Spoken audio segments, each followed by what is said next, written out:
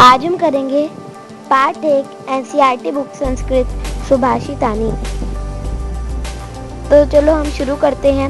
उससे पहले मैं आपको सुभाषितानी का मतलब समझाती हूँ। सुभाषितानी का मतलब है सुंदर वचन। तो चलिए अब शुरू करते हैं।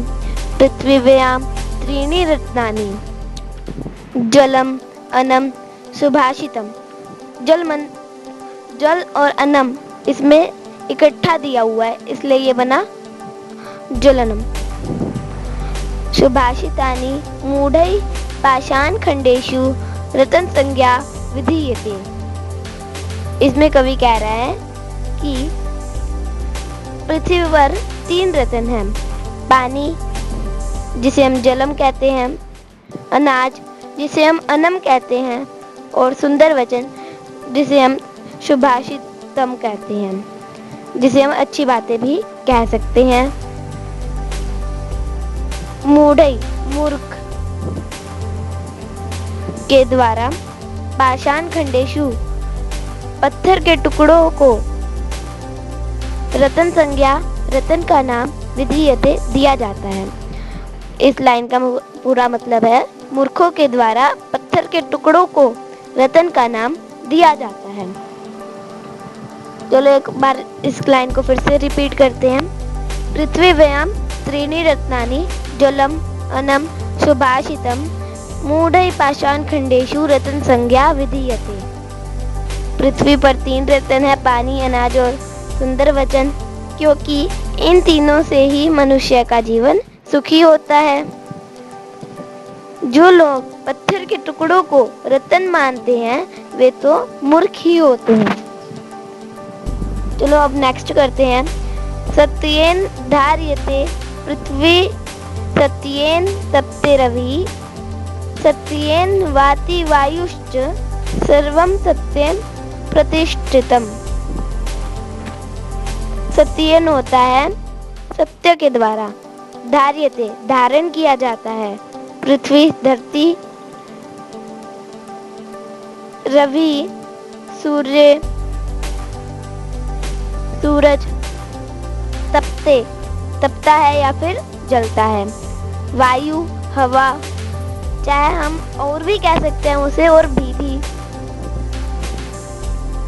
वाती बहता है या फिर बहती है, सर्वम सब कुछ, सत्ये एक तो सत्येन था सत्य के द्वारा, और एक ये सत्ये सत्य में, प्रतिष्ठितम स्थित है या फिर आधारित है। तो अब इसकी हम हिंदी करते हैं।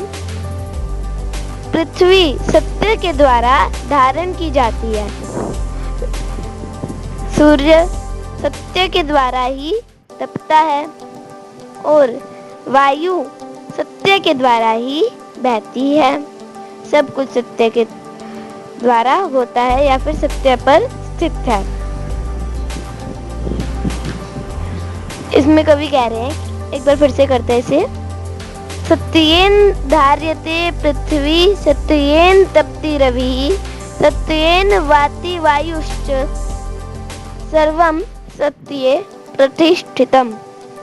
इसमें वायु और श्च मिक्स है, इसलिए ये बना वायुश्च। मैंने आपको बताया था च का मीनिंग भी होता है। इस संसार में सत्य का बहुत महत्व है। यह पृथ्वी सत्य पर टिकी हुई है।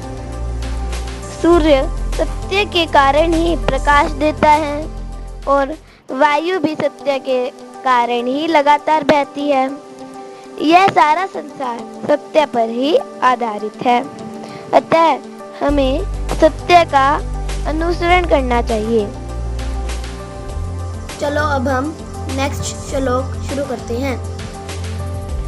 दाने तपसि शौर्य च विज्ञाने विनये विस्मयो न हि कर्तव्यो बहुरत्ना वसुंधरा।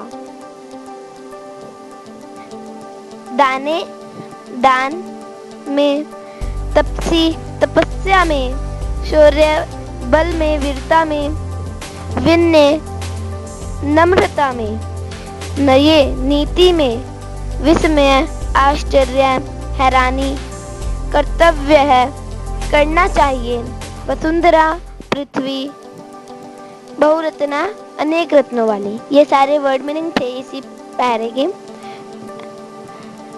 इसे मैं आपको पहले सभी पैरों में वर्ड मीनिंग बता रही हूँ, उसके बाद अब हम व्याख्या करेंगे, मतलब इसकी हिंदी करेंगे।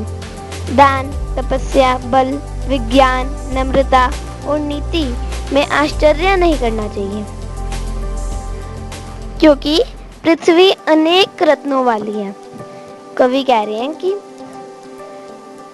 पृथ्वी अनेक रत्नों से पूर्ण है, भरी हुई है, यहाँ सब कुछ संभव है। अतः हमें पृथ्वी पर होने वाली दान, तपस्या, बल, ज्ञान, नम्रता और नीति आदि से संबंधित बातों के बारे में आश्चर्य नहीं करना चाहिए। चलो अगला श्लोक शुरू करते हैं। सद्भिरेव सहासीत सब्धि कुर्वीत संगतिम सद्भि विर्विवादम मैत्रीम च न सद्धि किंचिम दाचरेत। सद्भि होता है सज्जनों के द्वारा, एव ही सह साथ, आसीत बैठना चाहिए, कुर्वीत करे या फिर करना चाहिए,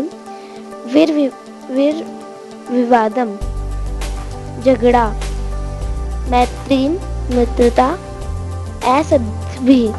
असज्जनों ना सद्भि भी असज्जनों के साथ, किंचित कुछ नहीं आचरित करना चाहिए। इसकी हिंदी करते हैं। सज्जनों के साथ ही बैठना चाहिए, सज्जनों के साथ संगति करनी चाहिए, सज्जनों के साथ झगड़ा करना चाहिए, सज्जनों के साथ ही मित्रता करनी चाहिए, दुष्ट लोगों के साथ कुछ भी नहीं करना चाहिए।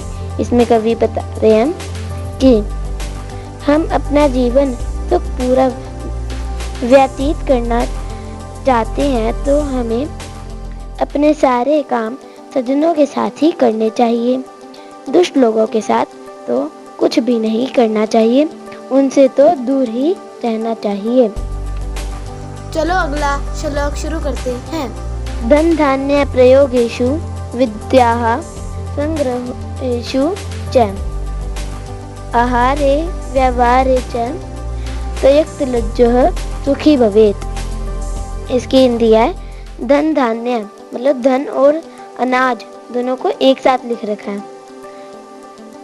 के प्रयोग में, विद्या का संग्रह करने में, भोजन में और व्यवहार में लज्जा को छोड़ देने वाला सुखी होता है। धन धान्य प्रयोगेषु मतलब धन और अनाज के प्रयोग में या फिर व्यवहार में, विद्या के या फिर ज्ञान के, संग्रहेषु संग्रहों में, संचय करने में, आहारे भोजन खाने में, तयक्त लज्जः जो लज्जा को छोड़ देता है, संकोच को छोड़ने वाला। इसमें कवि कह रहे हैं कि यदि हम जीवन में सुखी रहना चाहते हैं तो हमें धन और अनाज के प्रयोग में, विद्या प्राप्त करने में, खाने में और व्यवहार में कभी लज्जा नहीं करनी चाहिए। आगे देखो, क्षमा वशीकृति लोके क्षम्या किम न साध्यते शांति खगम करे यस्य किम करिष्यति दुर्जनः। क्षमा वशीकृति, क्षमा वशीकरण है, लोके संसार में, क्षमा से किम क्या साध्यते सिद्ध किया जाता है, यस्य जिसके, करे हाथ में, शांति खगम शांति की तलवार, शांति रूपी तलवार, दुर्जन दुष्ट आदमी, करिष्यति करेगा। मतलब संसार में क्षमा सबसे बड़ा वशीकरण है। क्षमा से क्या सिद्ध नहीं हो सकता, अर्थात सब कुछ सिद्ध किया जाता है या फिर जा सकता है। जिसके हाथ में शांति की तलवार हो उसका दुष्ट आदमी क्या करेगा। कवि के कहने का मतलब यह है कि हम सबको अपने वश में करना चाहते हैं, हमें क्षमाशील होना चाहिए। इसी प्रकार यदि हम शांत बने रहें तो दुष्ट हमारा कुछ भी नहीं बिगाड़ सकेगा। इसी के साथ पहले चैप्टर की हिंदी हमारी समाप्त होती है।